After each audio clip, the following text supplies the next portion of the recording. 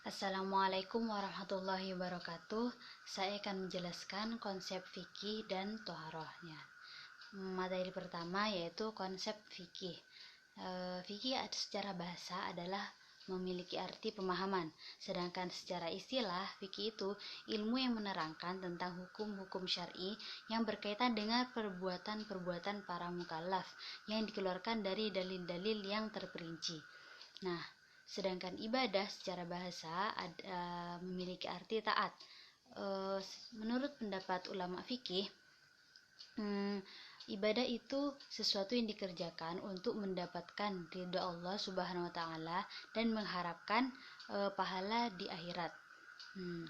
Nah, ruang lingkup fikih di sini mencakup ibadah, munakahat, mawaris, muamalah, siasah, dan jinayat. Kemudian ibadah secara arti khusus ini memiliki arti perbuatan ibadah yang dilaksanakan dengan tata cara yang telah ditetapkan oleh Rasulullah Shallallahu Alaihi Wasallam. Ruang lingkup fikih ibadah di sini mencakup toharoh atau bersesuci, kemudian sholat, zakat, puasa, dan haji. Kemudian jenis ibadah di sini ada dua macam, yaitu ibadah mahdoh dan ibadah ghairu mahdoh. Ibadah mahdoh di sini dibagi menjadi dua, yaitu ibadah mahdoh yang muqayyadah, yaitu yang dibatasi, seperti contohnya itu wudhu, tayamum, sholat, adzan, mandi besar, dan lain-lain. Kemudian ibadah mahdoh yang ghairu muqayyadah, yaitu yang tidak dibatasi, contohnya itu seperti bersedekah, berzikir, dan lain-lain. Kemudian ibadah selain yang mahdoh ini ada juga ibadah yang ghairu mahdoh. Contohnya itu mencari nafkah untuk keluarga, jual beli yang tidak merugikan, mukhabarah, dan lain-lain. Kemudian fungsi ibadah. Fungsi ibadah di sini untuk mewujudkan hubungan antara hamba dengan Tuhannya. Yang kedua, mendidik mental dan menjadikan manusia ingat akan kewajibannya. Yang ketiga, melatih diri untuk berdisiplin, dan masih banyak lagi. Nah, selanjutnya pembahasan tentang toharoh. Nah, toharoh di sini artinya adalah bersuci. Secara bahasa itu artinya bersuci. Nah, sedangkan secara istilah, toharoh itu menyucikan badan, pakaian, dan tempat dari hadas dan najis dengan cara yang telah ditetapkan oleh syariat Islam. Najis di sini artinya adalah kotoran yang mengakibatkan ibadah tidak sah. Contohnya itu darah dan kencing. Kemudian hadas artinya adalah sesuatu yang mengotori anggota tubuh yang bisa mencegah sahnya sholat. Jadi ketika orang ini berhadas, maka ketika melakukan sholat itu sholatnya tidak sah. Jadi harus menghilangkan hadasnya itu dulu. Contoh dari hadas ini adalah junub, haid, nifas, dan lain-lain. Hadas ini ada dua, yaitu hadas kecil dan hadas besar. Cara menghilangkan hadas kecil ini dengan cara berwudu, juga ketika tidak ada air itu bisa dengan tayamum. Sedangkan cara menghilangkan hadas besar yaitu dengan cara mandi besar atau mandi wajib. Nah, alat-alat untuk bersuci di sini ada air yang suci dan mensucikan ini ada 7, yaitu air hujan, air laut, air sungai, air sumber, air salju, air embun, dan air sumur.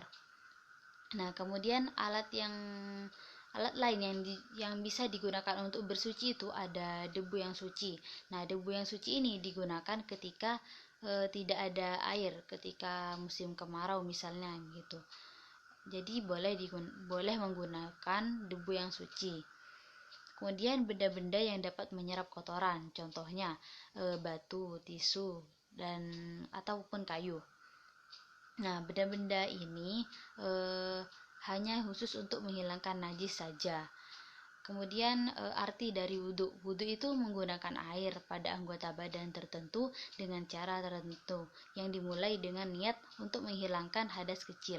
Nah, tata cara wudhu ini dimulai dengan membasuh kedua tangan sebanyak 3 kali, kemudian berkumur sebanyak 3 kali, kemudian menghirup air sebanyak 3 kali, kemudian membasuh muka sebanyak 3 kali, kemudian membasuh kedua tangan sampai siku sebanyak 3 kali, kemudian mengusap sebagian kepala sebanyak 3 kali, kemudian membasuh kedua telinga sebanyak 3 kali, dan yang terakhir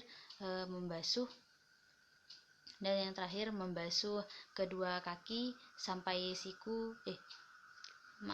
kedua kaki sampai mata kaki sebanyak 3 kali.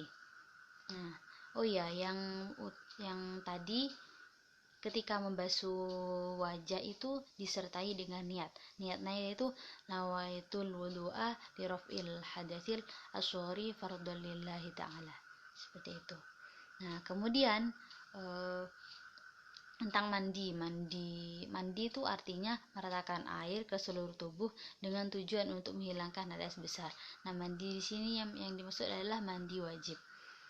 Kemudian arti dari tayamum itu adalah pengganti dari wudhu, juga pengganti dari mandi wajib. Nah, tayamum ini dilakukan ketika tidak ada air, ketika air itu hanya cukup untuk minum saja, semisal ketika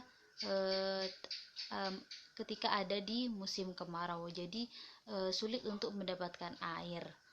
Nah, mungkin cukup sekian materi tentang konsep fikih dan toharoh. Kurang lebihnya mohon maaf. Wassalamualaikum warahmatullahi wabarakatuh.